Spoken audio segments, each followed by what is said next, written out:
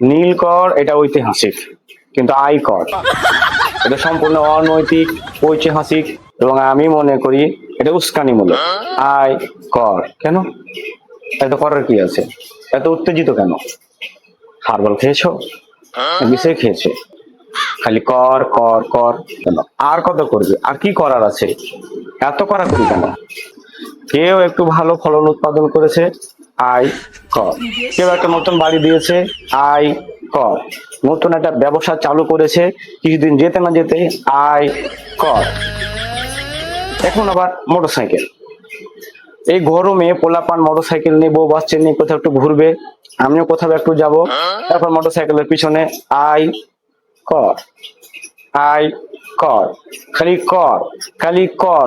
যত সব কর শুধুমাত্র সাধারণ মানুষকে ধরে ধরে কর কর। এত কর কেন? এখন দেখ আর কোনো কর হবে না, আর আমি বলে দেবো কোথায় কর লাগাতে হবে। কর আয় কর না, কর লাগা, কর লাগা, কর লাগা। সরকারি অধিদপ্তরে গেলে টাকা ছাড়া কোনো কাজ হয় না, তাদের ধরে ধরে কর লাগা।